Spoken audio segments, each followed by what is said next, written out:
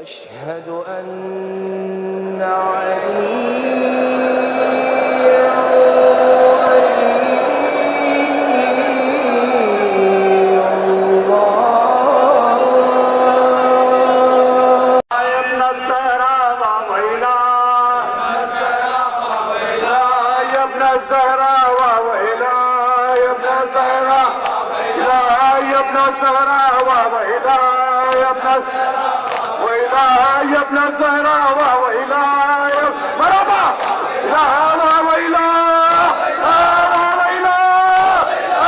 أعوذ بالله من الشيطان اللعين الرجيم بسم الله الرحمن الرحيم الحمد لله الذي لا يبلغ مدحته القائلون ولا يحصي نعماءه العادون ولا يؤدي حقه المجتهدون الذي لا يدركه بعد الهمم ولا يناله غوص الفتن الذي ليس لصفته حد محدود ولا نعت موجود ولا وقت معدود ولا أجل ممدود فطر الخلائق بقدرته ونشر الرياح برحمته ووتد بالصخور ميدان أرضه ثم الصلاة والسلام والتحية والإكرام على النبي الأمي المكي المدني القرشي الهاشمي مولانا ومولى الكونين جد الحسن والحسين أبي القاسم محمد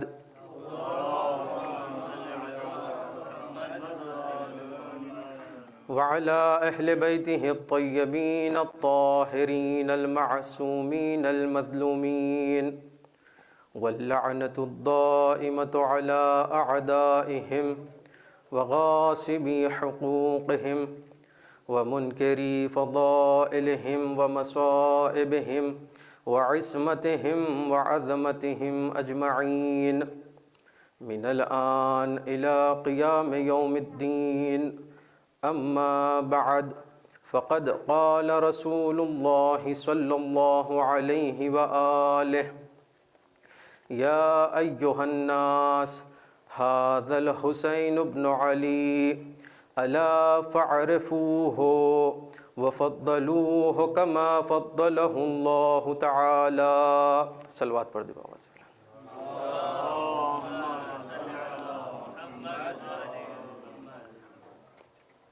عزیزان محترم،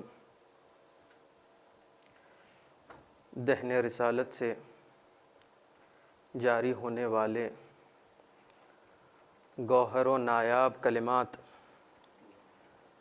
کہ جو حسین ابن علی کی فضیلت کو اجاگر کر رہے ہیں، کہ جس میں حضرت فرما رہے ہیں کہ اے لوگوں، آگاہ ہو جاؤ کہ یہ حسین ابن علی ہے، اس کی معرفت کو حاصل کرو، اس کی منزلت کو سمجھو، وَفَضَّلُوهُ كَمَا فَضَّلَهُ اللَّهُ تعالی، اور حسین کو ایسے ہی فضیلت گرد جانو، ایسے ہی با فضیلت سمجھو کہ جیسے خداوند عالم نے قرار دیا۔ عزیزان محترم، آج کی شب جمعہ بھی ہے، اور یہ ایام سید الشہداء کی ذات مقدس سے مخصوص بھی ہے، لہٰذا فضیلت سید الشہداء اور عظمت سید الشہداء کے حوالے سے دو چار کلمات بطور اصلاح آپ کی خدمت میں حاضر کرنے ہیں۔ عزیزان محترم، پوری دنیا میں کوئی ایک فرد ایسا نہیں ملے گا کہ جو یہ دعویٰ کرے کہ ہمیں حسین کی فضیلت، ہمیں حسین کی معرفت حاصل ہو گئی ہے، کہ جو حق ہے معرفت کا، کوئی ایسا دعویٰ نہیں کر سکتا، اس لیے کہ ہم خاک کے بنے ہوئے ہیں، ہم خاک کے مجسمے پیکر ہیں تو وہ نور کا پیکر ہے۔ ہم زمین پر رہنے والے اہل سما اور اہل جنت کی معرفت کو کہاں حاصل کر پائیں گے؟ اسی لیے پیغمبر اکرم نے ایک مقام پر فرمایا کہ جس کے راوی خود سید الشہداء ہیں، امام فرماتے ہیں تقریباً 3 یا 4 سال کی عمر رہی ہوگی، فرماتے ہیں کہ دخلت علی رسول اللہ، میں پیغمبر اکرم کی خدمت میں حاضر ہوا، وعندہ ابی بن کعب، اور پیغمبر اکرم کے پاس ایک صحابی بیٹھے ہوئے تھے کہ جن کا نام ابی بن کعب ہے۔ جیسے ہی میں بارگاہ رسالت میں داخل ہوا تو بے ساختہ پیغمبر اکرم نے کہا کہ مرحباً بک یا زین السماوات والارضین، اے زمین اور آسمان کی زینت حسین مرحبا، مرحباً بک یا ابا عبداللہ، اے ابا عبداللہ الحسین مرحبا۔ جیسے ہی پیغمبر نے فرمایا تو ابی ابن کعب تعجب میں پڑ گئے، انہوں نے کہا کیف یکون یا رسول اللہ احد غیرک، اے رسول خدا یہ کیسے ممکن ہے کہ آپ کے ہوتے ہوئے کوئی اور زمین اور آسمان کی زینت بن جائے؟ آپ سید المرسلین ہیں، آپ خاتم النبیین ہیں، یہ ممکن ہی نہیں کہ آپ کے ہوتے ہوئے کوئی اور زمین اور آسمان کی زینت بن جائے۔ تو اس وقت پیغمبر اکرم نے سید الشہداء کی معرفت کروائی۔ کیوں؟ کیونکہ ابی ابن کعب کو معرفت حاصل نہیں تھی۔ اس وقت پیغمبر اکرم نے فرمایا کہ اے ابی ابن کعب ان الحسین فی السماء اکبر منہم فی الارض، حسین کو جتنا آسمان والے جانتے ہیں زمین والے اتنی معرفت نہیں رکھتے۔ جتنی معرفت حسین کی آسمان والوں کو ہے زمین والوں کو اتنی معرفت حاصل نہیں۔ اگر پوچھنا ہو تو فطرت سے پوچھ لو، ملائکہ عرش سے پوچھ لو، اگر پوچھنا ہو حسین کا مقام کیا ہے تو جبرائیل سے پوچھو، وہ بتلائیں گے کہ حسین کا مقام کیا ہے، حسین کی منزلت کیا ہے۔ مدحت حسین میں عنوان نئے نئے، لاؤں کہاں سے لفظوں کے قرآن نئے نئے، جھولا جھلاؤں پیار کروں نوکری کروں، ہے قلب جبرائیل میں ارمان نئے نئے۔ اگر پوچھنا ہو تو جبرائیل سے پوچھو، وہ تمہیں بتلائیں گے۔ زمین والے حسین کی معرفت نہیں رکھتے ہیں جتنا آسمان والے رکھتے ہیں۔ تو یا رسول اللہ آپ ہی بتلا دیجئے کہ حسین کی منزلت کیا ہے، آپ ہی حسین کی معرفت کروا دیجئے گا۔ تو پیغمبر اکرم نے کہا کہ اگر حسین کی معرفت حاصل کرنا چاہتے ہو تو مسجد نبوی میں آ جاؤ۔ میں مسجد نبوی میں داخل ہوا تو کیا دیکھا؟ مسجد سجی ہوئی ہے، پیغمبر اکرم منبر پر بیٹھے ہوئے ہیں اور خطبہ دے رہے ہیں، اور صحابیوں کا مجمع ہے۔ اتنے میں ایک چھوٹا سا بچہ اپنے گھر سے نکلتا ہے، مسجد میں داخل ہوتا ہے، ابا کے دامن میں پیر الجھا اور وہ بچہ گرنے لگا۔ جیسے ہی ادھر بچہ گر رہا ہے ادھر رسول نے اپنے خطبے کو توڑ دیا اور حسین کے قریب آئے، حسین کو سینے سے لگا لیا اور پیار کرنے لگے۔ ادھر صحابہ پریشان ہونے لگے کہ آج تک ہم نے رسول کو اس طرح کرتے ہوئے نہیں دیکھا کہ اپنا خطبہ بیچ میں چھوڑ کر چلے جائے، اپنا خطبہ توڑ دے، آج تک ہم نے ایسا نہیں دیکھا۔ اور یہ عام سی بات ہے کہ اگر کوئی خطیب مجلس پڑھ رہا ہو، خطابت کر رہا ہو، اور دوران خطابت اس کا بچہ محفل میں آ جائے اور وہ اپنی خطابت کو چھوڑ کر اپنے بچے کو سنبھالنے لگ جائے تو لوگ پوچھنے لگیں گے بچے کو تو کوئی بھی سنبھال لے گا۔ اپنے خطبے کو توڑنے کی، اپنے مجلس کو تو روکنے کی، وعظ و نصیحت کو روکنے کی کیا ضرورت تھی؟ بچے کو تو کوئی بھی سنبھال لے گا۔ اسی طرح اگر پیغمبر اکرم کسی صحابی کو اشارہ کر دیتے تو فوراً اٹھ کر حسین کو سنبھال لیتا اور حسین کو سہارا دے دیتا، تو پیغمبر اکرم کو خطبہ توڑنے کی ضرورت کیا محسوس ہوئی؟ تو پیغمبر اکرم فرماتے ہیں کہ میں آج مسجد نبوی میں اگر صحابیت کے ذریعے حسین کو سہارا دلوا دیتا تو کل ان کے بکے ہوئے قلم تاریخ میں یہ لکھ دیتے کہ امامت پر ایک وقت ایسا آیا کہ جہاں صحابیت نے امامت کو سہارا دیا تھا، لیکن میں تاریخ میں یہ لکھوانا چاہتا ہوں کہ امامت کا سہارا صحابیت نہیں، رسالت ہوا کرتی ہے۔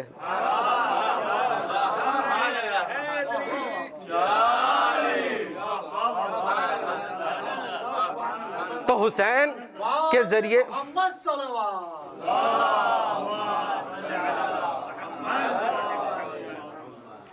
تو پیغمبر اکرم تاریخ لکھ رہے تھے، اپنے خطبے کو توڑ دیا، حسین کو سہارا دیا۔ اب میں مفتی صاحب سے ایک مسئلہ پوچھنا چاہتا ہوں، یہ بتلائیے کہ جب آپ تقریر کر رہے ہو اور سامنے میز پر ایک کتاب رکھی ہوئی ہے، کوئی بھی کتاب، مثلا انگریزی کی کتاب رکھی ہوئی ہے، اگر وہ کتاب میز سے گرنے لگ جائے تو کیا آپ اپنی تقریر کو چھوڑ دیں گے؟ تو کہنے لگے ہرگز نہیں، اپنے تقریر اپنے خطبے کو نہیں توڑ سکتا چاہے کتاب گر جائے۔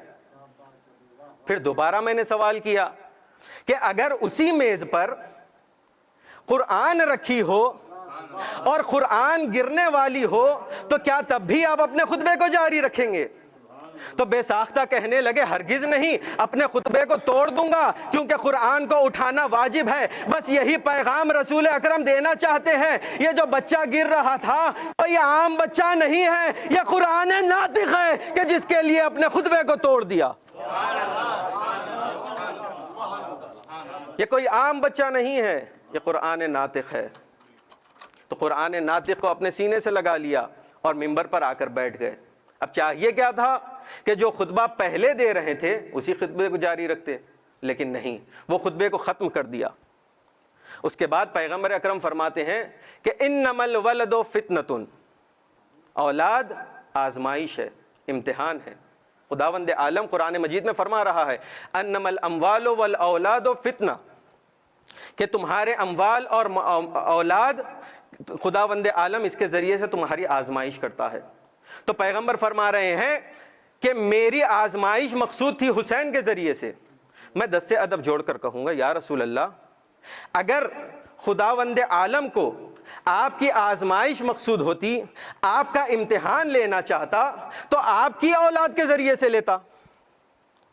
اگر حسین کے ذریعے سے امتحان لینا چاہیے تھا، حسین کے ذریعے سے آزمائش مقصود ہوتی تو علی کی آزمائش مقصود ہونی چاہیے تھی۔ یہ آپ کی آزمائش کیوں لے رہے ہیں؟ تو عجب نہیں پیغمبر کہے کہ آنے والے زمانے میں کچھ مفسدین ایسے ہوں گے کہ جو یہ تفرقہ پھیلائیں گے کہ حسین اولاد رسول نہیں، علی کے فرزند ہے، زہرا کے فرزند ہے۔ میں ان کو جواب دینا چاہتا ہوں اگرچہ یہ صلب علی سے ہے لیکن یہ میری اولاد ہے، یہ میری اولاد ہے، حسنین میری اولاد ہیں۔ تو پیغمبر اکرم کی آزمائش لی گئی کس کے ذریعے؟ حسین ابن علی کے ذریعے۔ یا رسول اللہ کیسی آزمائش تھی؟ کیا امتحان لیا گیا؟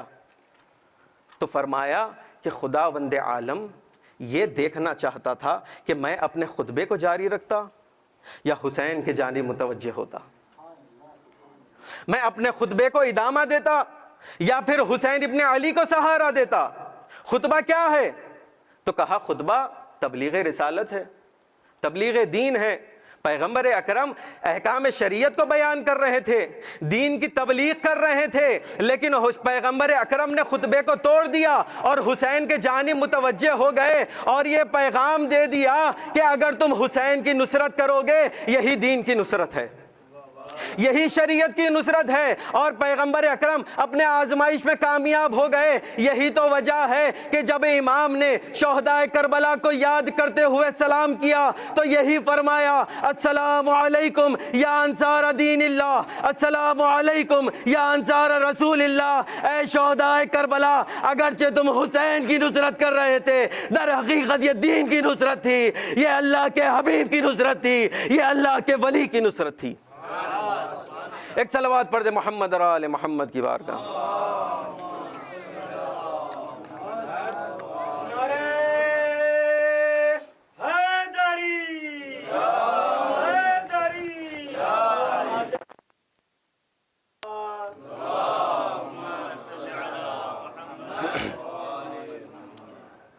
تو حسین ابن علی کے ذریعے پیغمبر اکرم کی آزمائش کی گئی۔ اس کے بعد پیغمبر اکرم ممبر پر بیٹھ کر فرماتے ہیں کہ اے لوگو آگاہ ہو جاؤ، یہ حسین ابن علی ہے، ان کی معرفت کو حاصل کرو، انہیں پہچانو۔ تو یا رسول اللہ، مجمع میں کوئی ایسا ہے کہ جو حسین کو نہیں جانتا؟ سب جانتے ہیں کہ یہ حسین ابن علی ہے، یہ علی و فاطمہ کے فرزند ہیں، یہ آپ کے نواسے ہیں۔ تو پھر جب ان کے پاس معرفت ہے تو آپ کون سی معرفت کروا رہے ہیں؟ تو پیغمبر نے کہا کہ نہیں، معرفت کروانے سے میرا کچھ اور قصد ہے۔ مجمع سے مخاطب ہو کر فرماتے ہیں اے لوگوں مجھے بتلاؤ، اس پوری کائنات میں کوئی ایسا ہے کہ جس کا نانا حسین کے نانا سے افضل ہو؟ مجمع نے کہا نہیں، یقیناً حسین کے نانا سب سے افضل۔ اس کے بعد فرمایا کہ کوئی اس دنیا میں ہے کہ جس کی نانی حسین کے نانی سے افضل ہو؟ مجمع نے کہا نہیں یا رسول اللہ، حسین کی نانی سب سے افضل۔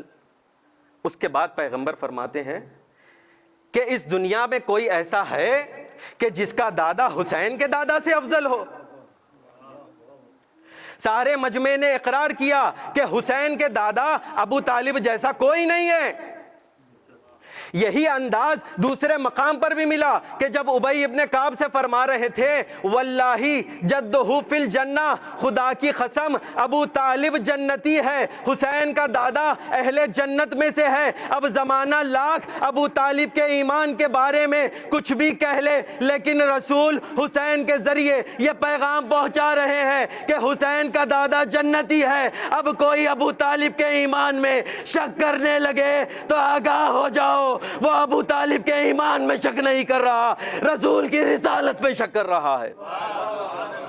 صلوات پڑھ دے محمد اور آل محمد کی بارگاہ میں۔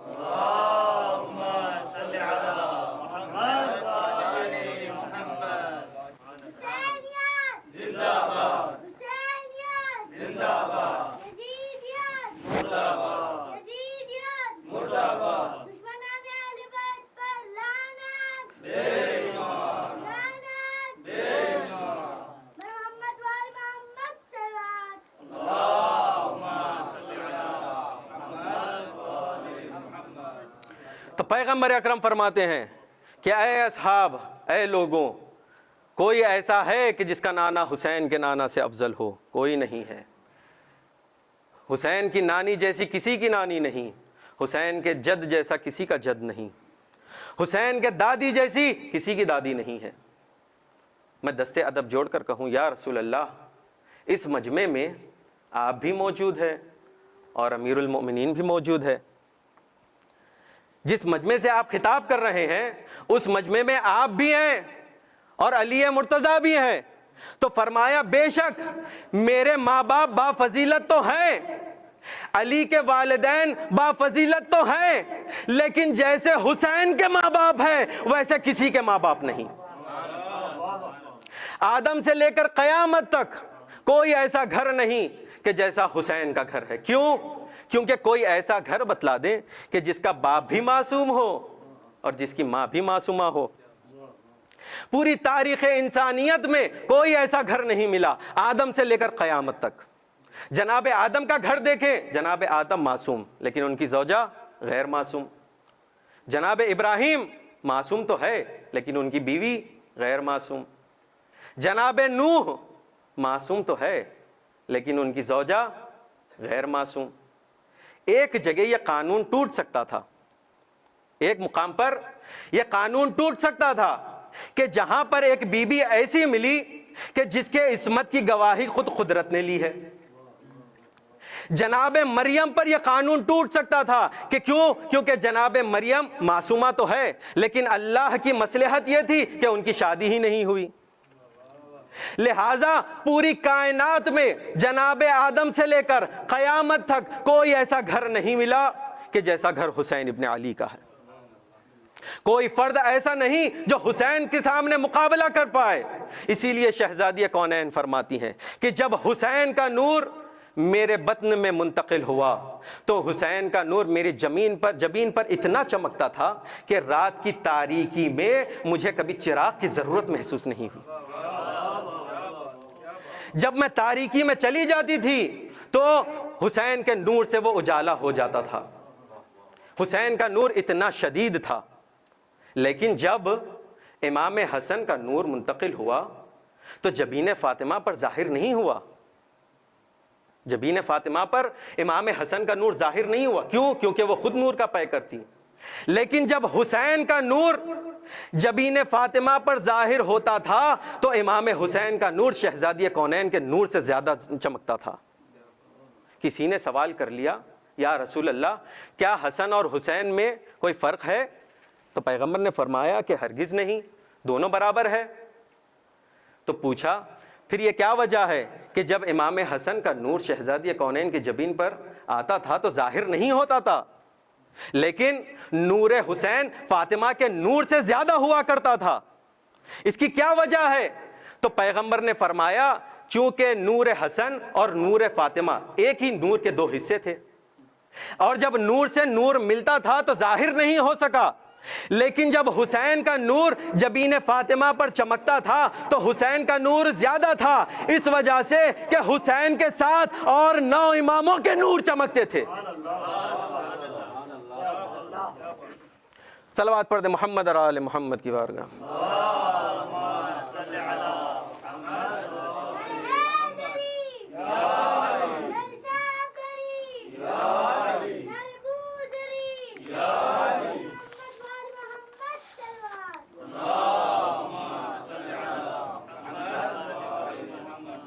لہٰذا پوری کائنات میں حسین جیسا کوئی نہیں۔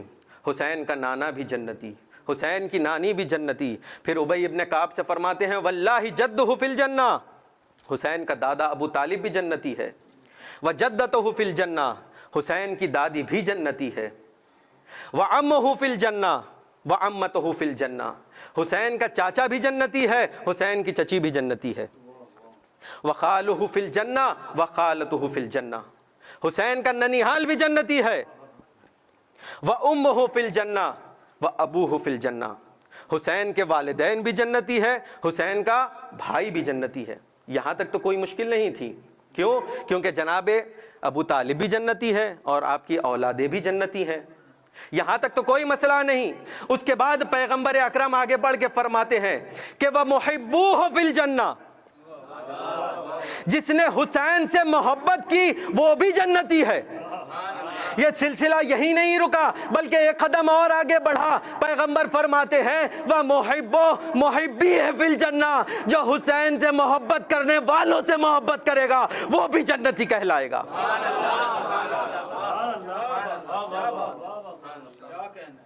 جو حسین سے محبت کرنے والے سے محبت کرے وہ بھی جنتی ہے۔ عزیزان محترم غور فرمائیں، ایک عربی کا قاعدہ ہے تعرف الاشیاء بازدادہا، ہر چیزیں اپنی ضد سے پہچانی جاتی ہے۔ رات پہچانی نہ جاتی اگر دن نہ ہوتا، سفیدی پہچانی نہ جاتی اگر سیاہی نہ ہوتی، نیکی پہچانی نہ جاتی اگر بدی نہ ہوتی، اچھائی پہچانی نہ جاتی اگر برائی نہ ہوتی۔ تو پتہ چلا کہ ہر چیز اپنی ضد کی وجہ سے پہچانی جاتی ہے۔ جب یہ طے ہو گیا کہ جو حسین سے محبت کرے گا وہ جنت کا مستحق ہے، تو یہ بھی طے ہو گیا کہ جو حسین سے دشمنی کرے گا وہ جہنم کا مستحق ہے۔ اب وہ مسلمان کہ جو یزید کی وکالت کرتے ہیں، ارے یہ تو خلیفہ کا بیٹا ہے، ارے یہ تو مسلمان ہے، خداوند عالم ممکن ہے معاف کر دے، پیغمبر اکرم ان کے چہرے پر تماچا مار کر یہ فرما رہے ہیں جس طرح یزید لعنتی ہے اسی طرح اس کی وکالت کرنے والا بھی جہنمی۔ صلوات پڑھ دے محمد اور آل محمد کی بارگاہ۔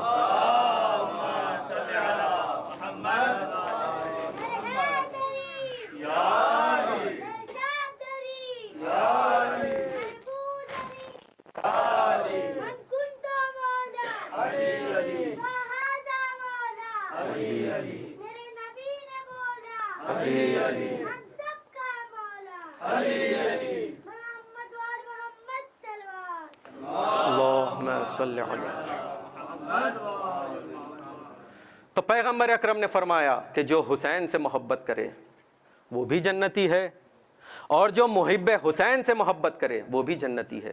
یا رسول اللہ، بڑی آسانی سے آپ نے کہہ دیا، کہ جو حسین سے محبت کرے وہ جنتی ہے، کیا جنت حسین کی ملکیت ہے؟ کیا حسین جنت کے مالک ہیں؟ تو کہا کہ ہاں بے شک حسین جنت کا مالک ہے۔ ملکیت کا تصور کیا ہے عزیزان محترم؟ توجہ فرمائے کہ ملکیت کا تصور کیا ہے؟ ملکیت کا تصور یہ ہے کہ مالک اپنی ملکیت سے جو چیز چاہے، جب چاہے، جہاں چاہے منگوا سکتا ہے۔ اپنی بات کو تھوڑا اور آسان کر دوں کہ ایک مولانا صاحب، مثال کے طور پہ جناب وسیع صاحب، بہترین خطابت کرتے ہیں، ان کے خطابت کے چرچے بہت زیادہ ہے۔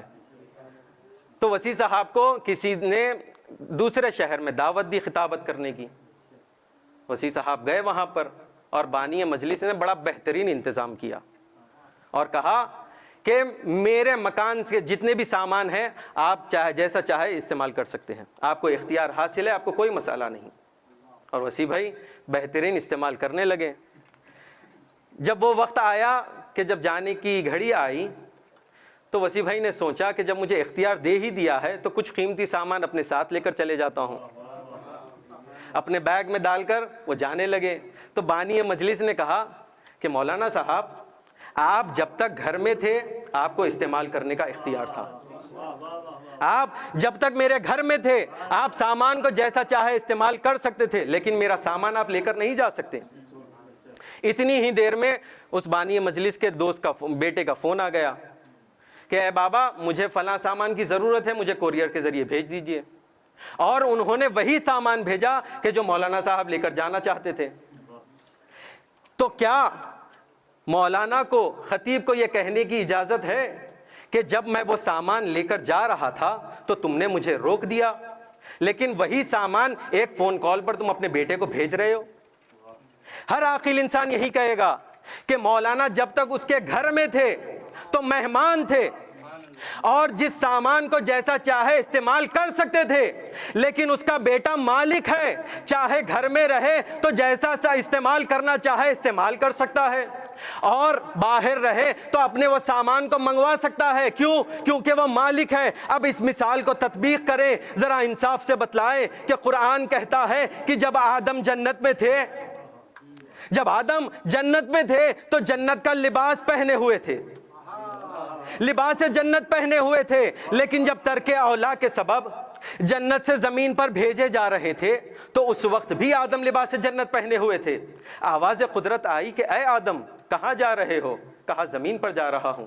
آواز قدرت آئی اے آدم جب زمین پر جا رہے ہو تو جنت کا لباس بھی یہیں چھوڑ دو اور پتوں سے اپنا جسم ڈھانک کر چلے جاؤ۔ کیوں؟ کیونکہ جنت آدم کی ملکیت نہیں ہے، آدم جنت کے مالک نہیں ہے، لیکن جو مالکان جنت ہے وہ گھر میں بیٹھ کر جنت سے رضوان جنت کے ذریعے لباس جنت منگواتے ہیں۔ صلوات پڑھ دے محمد اور آل محمد کی بارگاہ۔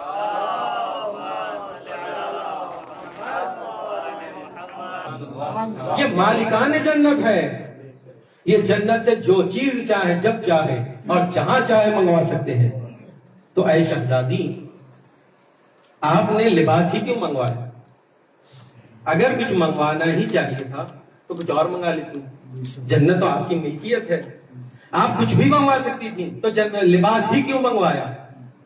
تو شہزادی فرماتی ہیں یہ مسلمان بڑے چالاک ہیں، یہ مسلمان بڑے مکار ہیں، انہوں نے میرے بچوں کی فضیلت کو گھٹا دیا، میرے بچوں کی فضیلت کو گھٹانے کی کوشش کی ہے۔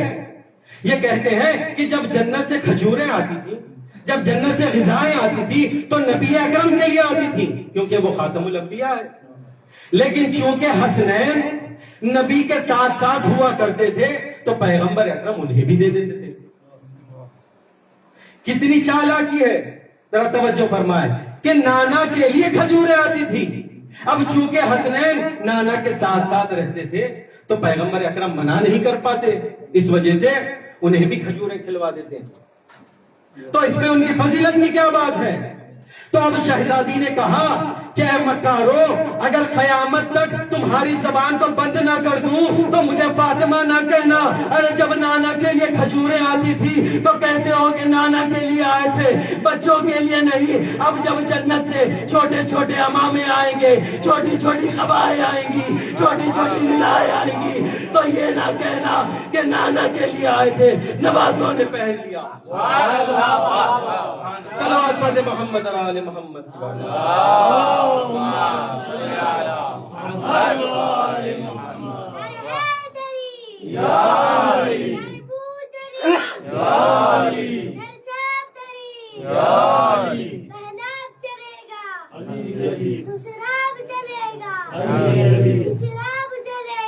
ارے وہ بھی چلیں گی، چل چل کے مریں گے، پھر جان چلے گا، وہ ہم سے کہیں گے تھوڑا جان دے دو، کہ ان کے لیے ہے جو دل سے کہے گا جنت کی خواہش رکھتے ہو تو ذرا زور سے بولو، پر محمد والے محمد صلوات۔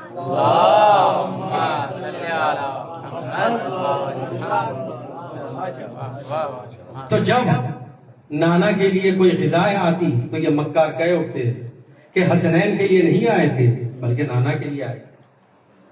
عزیزان محترم، انہوں نے بڑی چالاکیاں کی ہے، بڑی مکاریاں کی ہے یہ اہل بیت کی فضیلت کو گھٹانے کے لیے۔ یا تو یہ منصوبے بنائے اہل بیت کی فضیلت کو گھٹا دے، یا اس طرح سے منصوبے بنائے کہ جو اہل بیت کے فضائل ہیں وہ اپنے نام کر لیں۔ اسی طرح استاد علام ایک واقعہ پڑھتے ہیں، انہوں نے کہا کہ کچھ چالاک صحابیوں نے ایسے ہی ایک منصوبہ بنایا تاکہ حسنین کی فضیلت میں کچھ کمی آ جائے یا گھٹ جائے۔ وہ کیا کہ حسنین کو اس بات پر بڑا فخر ہے کہ وہ رسول کے دوش پر سوار ہوا کرتے ہیں، اس بات پر وہ بڑا فخر کرتے ہیں کہ وہ دوش رسالت کے سواری ہیں۔ تو اب انہوں نے یہ منصوبہ بنایا، کچھ بچوں کو جمع کیا اور کہا کہ اے بچوں جاؤ پیغمبر کی خدمت میں جاؤ، پیغمبر کے پاس جاؤ اور انہیں جا کر کہو کہ ہمیں بھی آپ کی دوش پر سوار ہونا۔ ان کے سامنے ضد کرنا اگر نہ مانے، جب تم ضد کرو گے تو پیغمبر اکرم منع نہیں کر پائے گے۔ تو وہ بچے پیغمبر کے پاس آئے اور کہنے لگے یا رسول اللہ ہمیں بھی آپ کے دوش پر سوار ہونا ہے۔ اب پیغمبر ٹھہرے رحمت للعالمین، منع نہیں کر پاتے تو بچوں کو دوش پر کیسے سوار کرے؟ تو ایک ترکیب بنائی، ایک ترکیب سوچی، وہ یہ کہ پیغمبر اکرم نے ان بچوں سے کہا اے بچوں، یا تو تم میرے دوش پر سوار ہو جاؤ یا تو یہ میٹھے میٹھے اور لذیذ کھجور میں تمہیں کھلاؤں۔ بچوں اس کی فطرت سے واقف تھے پیغمبر۔ بچوں نے کہا یا رسول اللہ ہمیں آپ کے دوش پر سوار نہیں ہونا ہے، ہمیں وہ کھجوریں کھانی ہے۔ پیغمبر اکرم ان کی فطرتوں سے واقف تھے، جانتے تھے کہ یہ وہی صحابہ کے بچے ہیں جو کل میری بیٹی فاطمہ کا پورا پورا باغ کھا جائیں گے۔ ایک صلوات پڑھ دے محمد اور آل محمد۔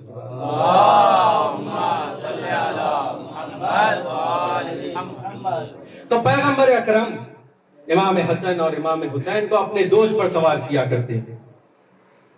عزیزان محترم، یہاں پر رک کر ایک سوال کروں، اگرچہ کہ آپ مجھ سے زیادہ عالم و فاضل ہیں اور شاعری سے تعلق رکھنے والے بھی ہیں، نعت کی تعریف کیا ہے؟ نعت کہتے کسے ہیں؟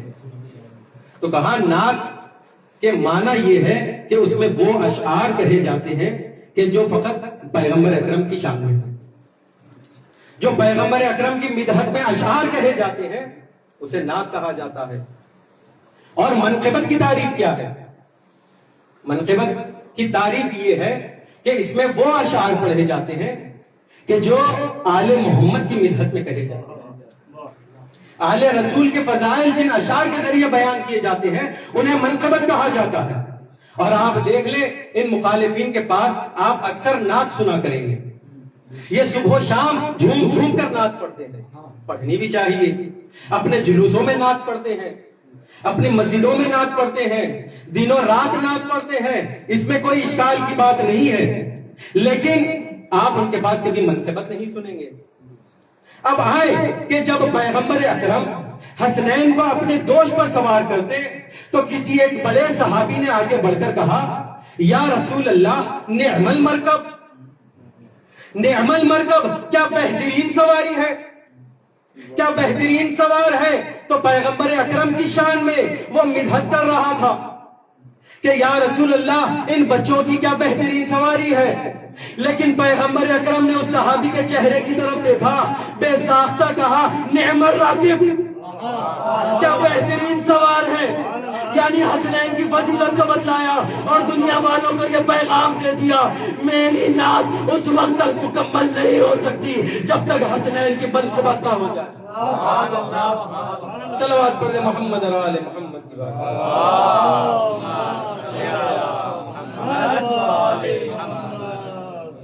تو میری نعت اس وقت تک مکمل نہیں ہو سکتی، میری مدحت اس وقت تک مکمل نہیں ہو سکتی جب تک آل رسول کی مدحت نہ ہو جائے۔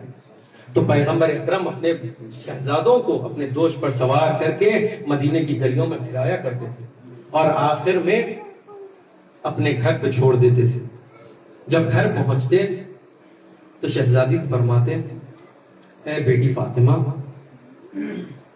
ان بچوں کو کبھی رونے نہ دینا، بالخصوص جب حسین گریہ کرتے ہیں تو میں بہت تڑپ جاتا ہوں، مجھے یہ گوارا نہیں ہے کہ حسین کسی موقع پر گریہ کرے، رسول کو بڑی اذیت پہنچتی ہے۔ عزیزان محترم، صرف رسول نہیں بلکہ ہر امام نے اپنے آخر وقت میں حسین کو یاد کیا۔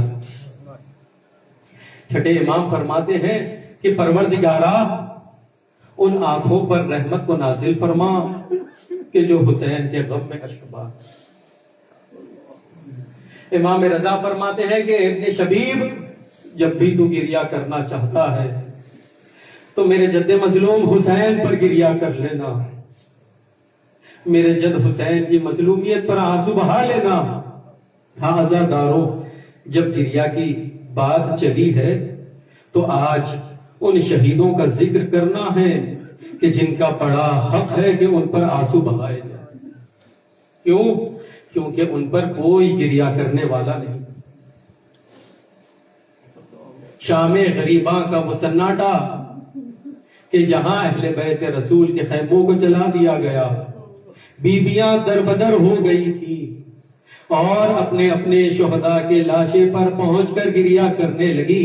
ایسے میں حمید ابن مسلم کہتا ہے کہ میں نے دیکھا کہ تمام شہیدوں کے جنازوں پر ان کا ایک وارث موجود ہے کہ جو ان پر گریہ کر رہا ہے، لیکن میں نے دیکھا کہ دو چھوٹے چھوٹے جنازے ہیں کہ جن پر کوئی گریہ کرنے والا نہیں ہے۔ میں سید سجاد کے قریب گیا، جا کر کہا کہ اے فرزند رسول مجھے یہ بتلائیے، میں یہاں دیکھ رہا ہوں ہر شہید کے جنازے پر ایک وارث موجود ہے جو اسے گریہ کر رہا ہے، لیکن یہ دو چھوٹے جنازے ہیں، ان پر کوئی آنسو نہیں بہا رہا، کیا ان کی وارث گزر گئی ہے؟ سید سجاد نے سینے پر ہاتھ مار کر کہا نہیں بھائی، ان کی وارث موجود ہے، میری پھوپھی زینب ہے جنہوں نے وعدہ کیا ہے سوائے حسین کے کسی پر آنسو نہیں بہاؤں، سوائے حسین کے کسی پر گریہ نہیں کریں گے۔ ہاں عزاداروں، ان شہزادوں کا بڑا حق ہے کہ ان پر آنسو بہائے جائے۔ کربلا کی مائیں کیا عجیب مائیں تھیں، ان پر ہمارا سلام ہے کہ جو اپنے بچوں کو درس شہادت دے رہے تھے۔ ہاں عزاداروں، جب عام ماؤں کے سامنے یہ واقعہ پیش آئے کہ ان کے بچے کو ذرا سا بھی خروش آ جائے تو وہ تڑپ جاتی ہے، بے چین ہو جاتی ہے، لیکن یہ کربلا کی مائیں بڑی عجیب مائیں ہیں۔ ارے شب عاشور ہر ماں اپنے بچوں کو یہ درس دے رہی ہے، اے میرے لال کل تمہیں سب سے پہلے قربان ہونا، شہزادی زینب بھی یہ درس دے رہی تھی کہ اے میرے نونہالو، اے اونو محمد، جیسے ہی صبح عاشور نمودار ہو تم سب سے پہلے اپنی قربانی کو پیش کرنا تاکہ میں اپنی والدہ کے سامنے سرخرو ہو جاؤں، مجھے شرمندہ نہ کرنا۔ صبح عاشور نمودار ہوئی، ارے شہزادی نے دیکھا کہ اب تک دونوں شہزادے موجود ہیں، قریب بلایا، بلا کر کہا کہ اے میرے شہزادوں، کیا وجہ ہے اب تک تم اپنی قربانی کو پیش نہیں کیے؟ تو دونوں شہزادوں نے کہا کہ اے والدہ، اے مادر گرامی، ہم کیا کریں؟ جب بھی ہم ماموں کی خدمت میں جاتے یہ کہہ کر انکار کر دیتے، ارے تم تو میری بہن کی نشانی ہو، میں تمہیں اذن جہاد کیسے دے سکتا؟ شہزادی زینب نے دونوں شہزادوں کا ہاتھ پکڑا، امام حسین کے پاس قریب آئی، کہا کہ اے ماجائے حسین، ان دونوں بچوں کو اذن جہاد دے دیجئے گا تاکہ کل روز محشر اپنی ماں کے سامنے میں سرخرو ہو جاؤں۔ ارے امام حسین انکار نہ کر سکے، دونوں شہزادوں کو اذن جہاد ملا۔ دونوں شہزادے جب میدان میں جا رہے تھے، ایک طرف سے حسین آگے بڑھے، ایک طرف سے عباس آگے بڑھے، ارے دونوں شہزادوں کو سوار کیا، دونوں نے اونو محمد کو سوار کیا، دونوں میدان کارزار میں آ گئے، اور وہ یادگار جنگ کی کہ جس کی نظیر نہیں ملتی۔ ارے حسین در خیمہ پر کھڑے داد شجاعت دے رہے تھے، لیکن حسین کو اس بات کا بھی خیال ہے، ارے یہ دونوں شہزادے بڑے کمسن ہیں اور 3 دن کے بھوکے پیاسے ہیں، ارے کب تک جنگ کرتے؟ ارے جب شہزادے زخمی ہو کر گھوڑے سے زمین پر آئے، آواز دی، اے مامو جان، ہماری نصرت تو آئیے گا۔ ادھر سے حسین عباس چلے ہیں، میدان کارزار میں پہنچے تو کیا دیکھا؟ حسین نے مرثیہ پڑھا، اے بھیا عباس، ارے میرے بہن کی کمائی زمین کربلا پر ایڑیاں رگڑ رہی ہے۔ حسین قریب گئے، ارے دونوں شہزادوں میں مقاتل بیان کرتے ہیں کہ دونوں شہزادوں میں رغبت جان موجود تھی۔ حسین کی تمنا تھی کہ یہ دونوں شہزادے اپنی ماں کا آخری دیدار کر لیں، دونوں نے اپنے پشت پر سوار کر لیا، بڑی تیزی سے خیموں کی جانب بڑھ رہے ہیں۔ یہی تمنا تھی کہ زینب دیدار کر لے، آخری بار دیدار کر لے، لیکن خدا کو کچھ اور منظور تھا۔ ارے دونوں شہزادوں کی روح قبض انظروی سے پرواز کر گئی۔ حسین نے دونوں شہزادوں کے جنازوں کو در خیمہ پر لا کر رکھ دیا۔ اس کے بعد شہزادی زینب کو بلایا گیا، شہزادی زینب قریب آئی۔ اللہ کسی ماں کو یہ منظر نہ دکھائے جو زینب نے دیکھا۔ اللہ اکبر، دونوں شہزادوں کے جنازے زمین کربلا پر پڑے ہوئے ہیں۔ شہزادی دونوں شہزادوں کے جنازوں کے درمیان جا کر بیٹھ جاتی ہے، سجدہ شکر کو بجا لایا، بار الہ میری اس قربانی کو قبول فرما۔ اللہ اکبر، ہاں عزادارو، اس کے بعد زینب نے کبھی اونو محمد پر گریہ نہیں کیا۔ کربلا سے کوفہ گئی، حسین پر ماتم کیا، کوفے سے شام گئی، حسین پر گریہ کیا۔ زندان شام میں جب شہداء کے لاش سر بھیجے گئے تو شہزادی زینب نے آگے بڑھ کر حسین کا سر اٹھا لیا اور حسین پر گریہ کیا۔ ارے جب اربعین کر کے مدینہ پہنچتی ہے، اپنے گھر میں داخل ہوئی، چھوٹے حجرے کی طرف نگاہ بڑھی، 2 چھوٹے مسلح نظر آئے، کربلا کا رخ کیا، اے اونو محمد مجھے معاف کرنا، میں نے تم پر آنسو نہیں۔